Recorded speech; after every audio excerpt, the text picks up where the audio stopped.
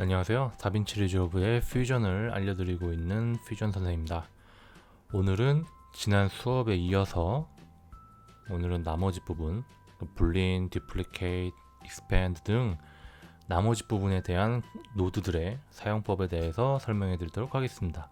그래서 이 부분을 잘 숙지하신 후에 이제 모두들 각자 이제 모션 그래픽이나 이런 거 하실 때 많은 도움이 되었으면 좋겠습니다. 자, 그러면 진행하기 전에 구독과 좋아요 부탁드리겠습니다. 고맙습니다. 첫 번째 보여드릴 건 불린입니다. 불린은 이렇게 이해하시면 돼요. 두 개의 쉐입을 차집합, 교집합, 합집합 이런 식으로 컨트롤 할 때 쓰는 겁니다. 그렇기 때문에 하나만 있어서는 안 되겠죠. 그래서 여기에 예를 들어 스타를 하나 추가하겠습니다. 자, 여기 불린을 보시면 이건 머지와 똑같이 노란색 에로우가 있고 녹색 에로우가 있습니다. 노란색 에로우는 아랫부분을 얘기하는 거고요. 그 다음에 녹색 부분은 위를 얘기하는 겁니다. 그렇게 이해하시면 돼요. 예. 그래서 이 스타를 위에 올리면 이런 식으로 보이죠. 자, 우선 지금 일립스, 자, 지금 보시면 지금은 별 차이가 안 보이죠. 그냥 스타만 보이죠. 왜냐하면 지금 불린의 상태가 오퍼레이션이 인터섹션으로 되어 있는데, 인터섹션은 어떻게 보면 이제 그 차집합 같은 거라고 하나요? 지금 보시면 지금 이 일립스 안에 있는 에어리어만 보이게끔 좀 설정이 되어 있는 거죠. 그러다 보니까 지금 이 스타가 이 일립스 안에 다 들어가 있기 때문에 지금 아무런 변화가 없는 거예요. 근데 이런 상황에서 이 스타를 이런 식으로 올리면, 사이즈를 키우면 이런 식으로 일립스 에어리어까지만 이 안에서만 나타나게 되는 거죠. 그 다음에 유니온은 두 개의 쉐이프를 합하는 겁니다. 그리고 subtract는 아래에 있는 이 노란색 에어리어에 있는 영역을 녹색에 연결된 쉐입으로 잘라내는 겁니다. 그렇기 때문에 지금 별이 있는 영역만 잘린 거죠. 그리고 XOR은 이 겹쳐지는 부분을 제외한 나머지 부분은 다 살려내는, 이렇게 생각하시면, 이렇게 보시면 됩니다. 하나하나씩 눌러보시면 이해가 더 금방 되실 거예요. 그래서 요거를 예를 들어 이런 식으로 돌리면 뭐 이런 식으로 모션 그래픽을 또 만들 수가 있겠죠. 스타만 돌리면. 그래서 분리는 이렇게 사용하시면 됩니다. 자, 다음은 듀플리케이트입니다.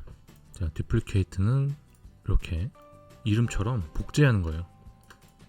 자, 지금 보시면 이제 일립스가 지금 상당히 사이즈가 좀 커서 이를 좀 줄여보겠습니다.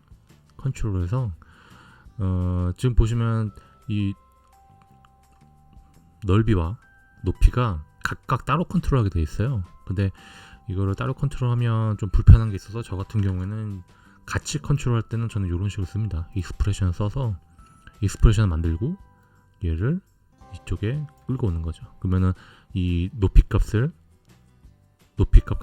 똑같은 값을 이제 넓이도 적용되게끔 링크를 걸어주는 거죠. 이런 식으로 하면 됩니다. 그래서 줄일게요. 자, 이 정도 사이즈로 줄이고, 자, 듀플리케이트에 가셔서 copies 요걸 증가시키시면 이런 식으로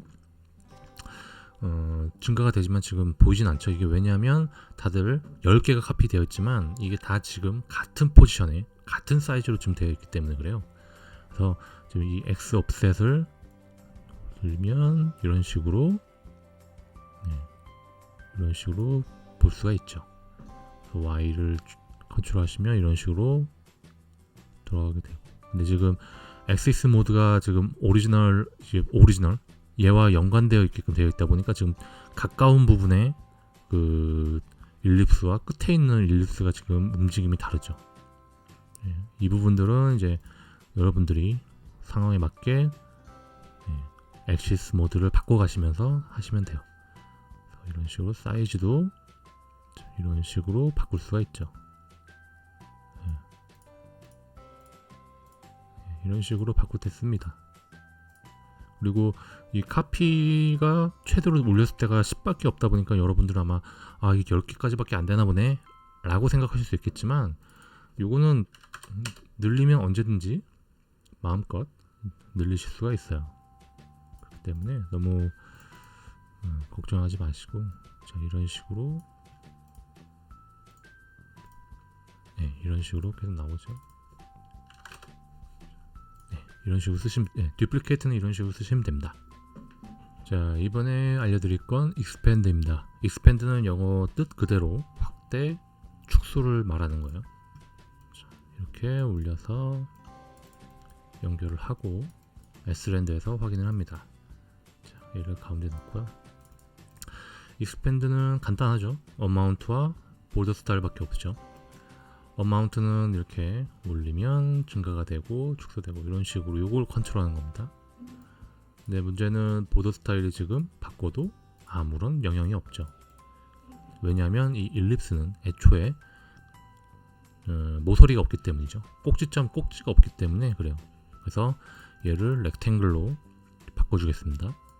자, 렉탱글로 바꾸고 나면 지금 이 에어리어를 벗어날 때를 얘기하는 거예요. 지금 이 익스펜드를 확대시켰을 때 이렇게 확대가 되잖아요.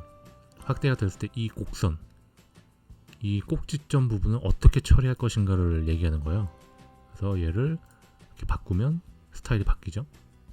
얘도 마찬가지로 바뀌고 다시 둥그스름하게 바꿀 수 있죠.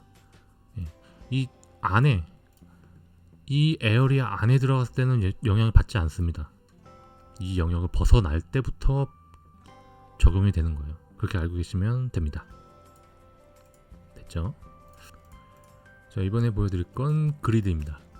자, 그리드는 이렇게 추가하시면, 자, 이렇게 하시면 영어 뜻 그대로 그리드예요. 그래서 똑같은 배열에 맞춰서 마치 타일처럼 작업을 이미지가 필요하실 때 이걸 쓰시면 됩니다. 그래서 지금 보시면 그리드 셀스 X, Y가 있죠. 그래서 X를 증가시키면 X축으로, 그러니까 좌우로 확대가 되는 거, 증가되는 거를 보실 수가 있어요. 이 개수가 늘어나죠. 이것도 마찬가지로 기본 최대값이 10밖에 안 되는데 이거를 타이핑 하시면 더 늘리실 수가 있습니다. 언제든지 원하시는 크기를 만드실 수가 있어요. 그 다음에 Y도 마찬가지로 증가시키면 이제 위아래로 계속 확대가 되는 거죠.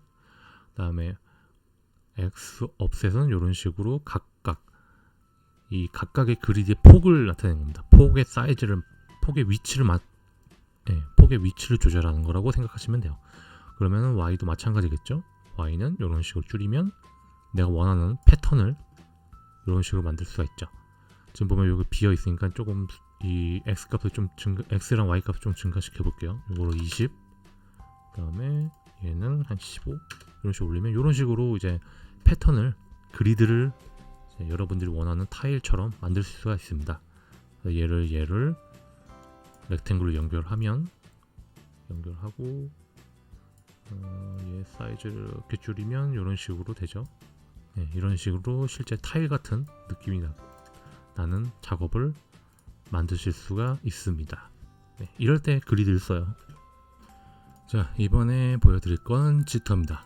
자, 지터는 약간 랜덤하게 움직일 때 쓰는 거죠. 그래서 지터를 추가를 하시고, 지금 이 일립스에 제가 사이즈를 조금 줄여볼게요. 사이즈 줄이고 좀 키 애니메이션을 좀 주겠습니다. 그래서 페이스에 익스프레션을 줘서 연결한 후에 얘 사이즈를 이렇게 줄이고요. 그 다음에 얘를 첫 번째 프레임에 가서 애니메이션 주고, 마지막 프레임에 가서 여기에 이런 식으로 키를 주겠습니다. 그러면 이런 식으로 애니메이션이 들어가죠. 자, 그러면 플레이를 해보면 그냥 일직선이에요. 그죠? 아무런 게 없죠. 자, 이렇게 애니메이션을 잡아 놓고요. 다음 지터를 누르고, 자, 기본은 픽스드라고 되어 있습니다. 근데 저는 이걸 픽스드라고 했을 때는 아직 제가 찾아봤을 때는 뭐 글쎄요, 이게 뭐 별 차이점이 보이지 않아서 우선은 가장 눈에 띄는 이 랜덤을 먼저 우선 보여드리도록 할게요. 자, 랜덤을 바꾸시고요. 지금 여기 보시면 그 쉐입 지터에 쉐입 X 옵셋, 그 다음에 사이즈, 그 다음에 로테이션이 있죠. 이 옵셋 같은 경우에는 아시다시피 트랜스레이트와 같은 겁니다. X축과 그 다음에 Y축을 이제 움직일 때 쓰는 건데, 지금 이 게이지를, 지금 이 바를 보시면 버튼이 두 개가 있죠. 그래서 지금 X 같은 경우에는 이 우측을 이렇게 늘리게 되면 이 우측 방향에 대한 영향, 우측 방향에 영향을 주는 거고요. 좌측에 있는 버튼 늘리게 되면 좌측 방향도 그 영향이 적용되는 범위가 늘어나는 거라고 생각하시면 돼요. 그러면 이 Y 옵셋도 마찬가지로 올리게 되면 위에 이 영향이 가는 에어리어가 더 늘어나는 거고, Y도 증가시키면 아래로 더 증가시킨다고 생각하시면 됩니다. 그 다음에 쉐이프 사이즈도 마찬가지예요. 늘리면 이렇게. 근데 이게 다 랜덤으로 이제 움직인다는 뜻인 거죠. 자, 이런 식으로. 자, 제가 이런 식으로 한번 맞춰볼게요. 이런 식으로 맞추고 이제 플레이를 해보면 이런 식으로 랜덤으로 됩니다. 그래서 랜덤으로 X 여기 설정한 에어리어만큼 움직이고, 그 다음에 랜덤으로 Y축도 설정한 에어리어만큼 움직이는, 사이즈도 마찬가지죠. 랜덤으로 이런 거 하실 때 사용하시면 돼요. 그래서 로테이션도 마찬가지로 올리게 되면 되겠죠. 네, 지터는 이런 식으로 쓰시면 됩니다. 이번에 보여드릴 건 멀지입니다. 자, 멀지는 그냥 일반 저희 합성할 때처럼 합하는 거죠. 다만 다른 기능은 없습니다. 다른 오퍼레이션이나 이런 게 없어요. 그냥 합하는 겁니다. 그래서 이 노란색 에러우에 연결된 이미지가 아래로 내려가고, 녹색으로 연결된 이미지가 위로 올라가는 겁니다.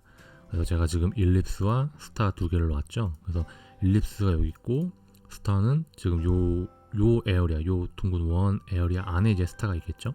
그래서 얘를 이렇게 올리면 보시는 것처럼 노란색 에러우에 연결된 일립스는 아래에 들어가고, 녹색 에러우에 연결된 스타는 위로 올라가게 되는 겁니다. 그래서 이렇게 따로 이렇게 컨트롤 하시면 되겠죠. 그래서 멀진을 이렇게 불러 오시거나, 또는 더 쉬운 방법은 얘를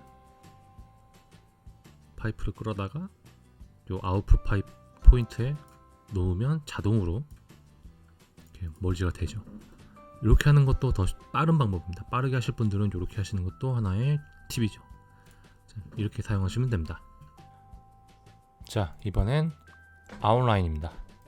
아웃라인 추가하시자마자 바로 링으로 바뀌죠.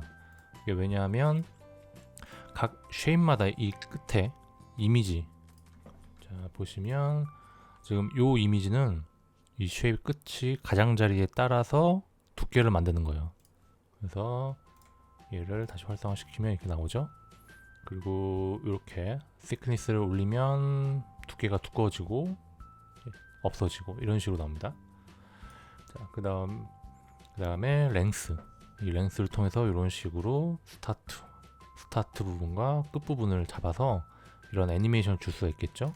그래서 예를 들어 이런 식으로 첫 번째 프레임에 가서 이렇게 키를 주고, 마지막 프레임에 가서 얘를 이렇게 잡아준다면 플레이를 해보면 이런 식으로 자연스럽게 가는 애니메이션을 잡을 수가 있겠죠.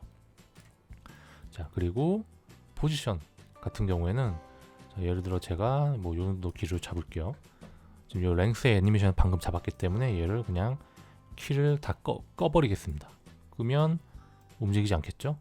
자, 이 상태에서 첫 번째 프레임에 가서 포지션에 키를 주고, 마지막 프레임에 가서 이거를 다시 이렇게 잡으면 플레이 보면 이렇게 지렁이가 따라가듯이 애니메이션을 잡을 수가 있어요. 자, 그럼 이걸 일립스는 원형이기 때문에 이렇지만 스타로 한번 바꿔볼게요. 스타로 바꾸면, 자, 이렇게 보시면 애니메이션 다 들어가 있기 때문에 플레이를 해보시면 이런 식으로 애니메이션이 잡히게 되겠죠. 지금 이 아웃라인을 꺼보면 지금 요 끝에 가장자리를 따라가는 겁니다. 그 애니메이션 그거와 관련된 애니메이션이었던 거예요. 그렇게 이해하시면 더 쉽습니다. 네, 이렇게 아웃라인을 쓰시면 됩니다. 그리고 지금 보시면 이 아웃라인에서 이 보더 스타일이 아까 일립스 같은 경우에는 적용이 안 돼요. 왜냐면 애초에 원형이기 때문에. 그래서 이런 경우에는 얘를 다시 원래대로 돌려놓고요. 자, 돌려놓은 상태에서 이 보더 스타일을 바꾸면 이처럼 각지게 나오고 둥그스름하게 나오고 다시 뾰족하게 바뀌고 이렇게 바뀌는 거죠. 네, 그 컨트롤은 여기서 하시면 됩니다. 자, 네, 아웃라인은 여기까지입니다.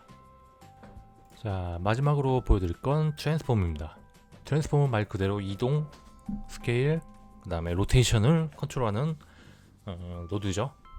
자, 근데 이 트랜스폼 같은 경우에는 여러분도 아셔야 되는 게 각각 그 쉐입 노드마다 각각 다 컨트롤할 수 있는 게 이미 있어요. 그죠?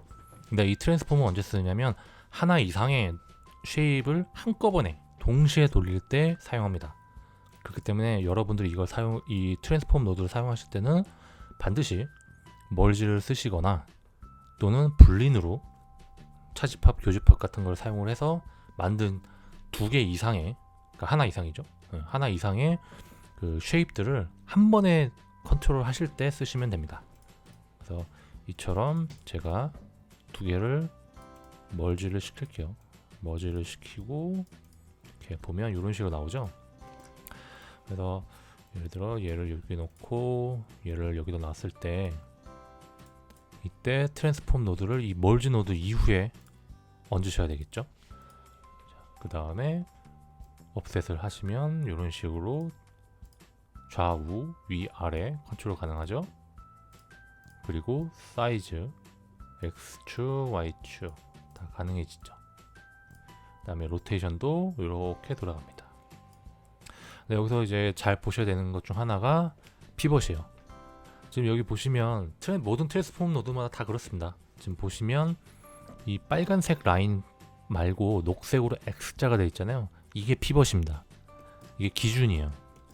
그래서 얘를 이런 식으로 이 기준점을 이렇게 위치를 하고 난 후에 이 위에 있는 값을 바꾸게 되면 이런 식으로 이 피벗을 기준으로 해서 모두 다 바뀌게 됩니다. 이런 식으로. 그렇기 때문에 이 피벗이 상당히 중요합니다. 특히 모션 그래픽 할 때도 마찬가지지만 이 피벗이 상당히 중요해요. 그렇기 때문에 피벗을 여러분들이 원하는 위치에 놓고 이 위에 값들이 이렇게 돌리는 애니메이션을 주면 되겠죠. 네, 트랜스폼은 여기까지입니다. 자, 이렇게 해서 쉐입과 관련된 두 번째 챕터는 마무리가 되었습니다. 이렇게 해서 여러분들은 이제 모션 그래픽을 마음껏 여러분들이 생각나는 대로 여러분의 아이디어에 맞춰서 마음껏 콘텐츠를 만드실 수가 있게 된 거예요.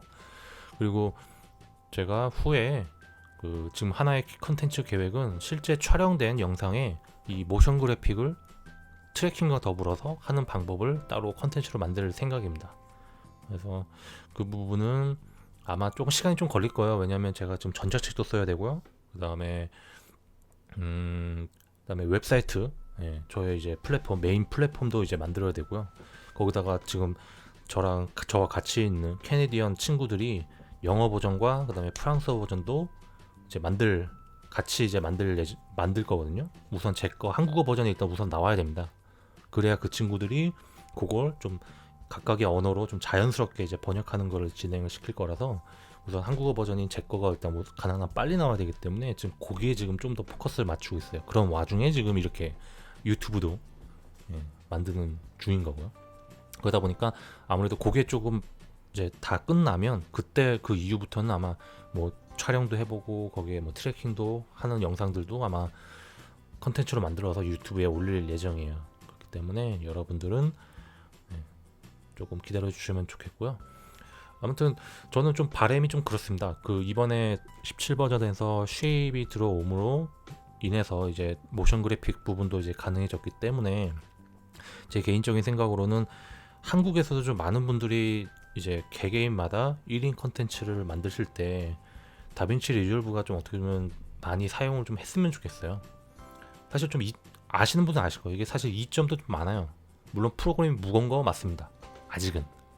근데 가면 갈수록 점점 가벼워질 거고요. 그 다음에 하드웨어도 GPU도 그렇고 점점 더 퍼포먼스는 더 좋아질 겁니다. 그렇게 되면 이 무겁다라고 하는 이 다빈치 리졸브도 점점 이제 최적화가 점점 되겠죠. 그러면 그때가 되면 애프터 이펙트에서 많이 있는 그런 플러그인과 템플릿이나 이런 부분도 다빈치 리졸브에서도 충분히 나올 수 있는 그런 때가 올 거라고 생각은 해요. 저는 이제 시작이라고 생각합니다. 그렇기 때문에 이제 시작을 할 때 아직은 유저 수가 적지만 그래도 같이 쭉 이어간다면 후에는 점점 더 많은 분들이 다빈치 애프터 이펙트나 뭐 프리미어에서 이쪽 다빈치 리졸브 점점 넘어오시는 분들이 점점 많아질 거라 생각해요. 우선은 무료 버전이 아무래도 가장 큰 이점이겠죠. 그러면은 우선 진입 장벽이 많이 낮아진 건 마찬가지고, 그러면 거기서 저 일반 분들이 많이 좀 익숙해지시고 이 프로그램 되게 괜찮다 싶다면 많이들 이제 뭐 라이센스를 구매를 해서 이제 메인 툴로 쓰겠죠. 저는 그런 날이 많이 곧 올 거라 생각해요. 그리고 제가 이제 1월 달에 한국에 들어가거든요. 1월 한 말쯤. 그러면 그 이후에는 이 다빈치 리졸브랑 그 다음에 특히 퓨전에 포커스를 맞춰가지고 지금 교육 사업을 지금 좀 구상 중인 게 있어요. 그래서 그거와 관련돼서는 제가 후에 제가 이제 한국 들어갈 때쯤 맞춰가지고 다시 한번 또 알려드릴 건데, 아무튼 지금 여러 가지로 좀 구상 중이니까요. 그래서 한국에도 많은 분들이 다빈치 리졸브를 좀 잘 활용하시는 분들 좀 많았으면 좋겠습니다. 특히 퓨전 같은 경우에는 특히요. 왜냐면 유튜브 영상을 찾아보면 아마 많은 분들은 아실 거예요. 컷 편집이라든가 컬러 그레이딩 관련된 부분은 상당히 많습니다. 튜토리얼이. 하지만 문제는 퓨전이 사실 많이 없어요. 근데 VFX나 뭐 광고 쪽에서도 사실 이런 합성 프로그램을 쓰는 이유가 조금 더 퍼포먼스, 조금 더 좋은 하이 퀄리티 또는 뭐 사람을 지운다든지 내가 필요한 부분에 영상 합성을 하기 위해서 쓰는 거잖아요. 근데 아직은 그 부분에 대해서는 많은 컨텐츠가 없어요.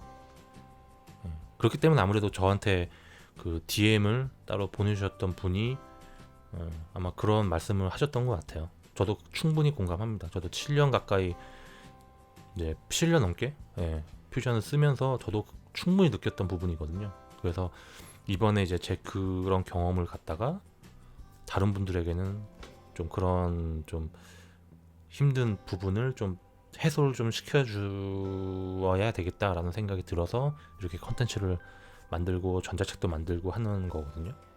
그렇기 때문에 여러분들도 언제든지 밑에 댓글로 뭐 문제 있으시면 뭐 질문 주시면 제가 아는 선에서 계속 답변을 달아드릴 거고요. 그리고 그 부분에 대해서도 제가 지금 만들고 있는 전자책에도 꼭 넣어서 많은 분들이 다 같이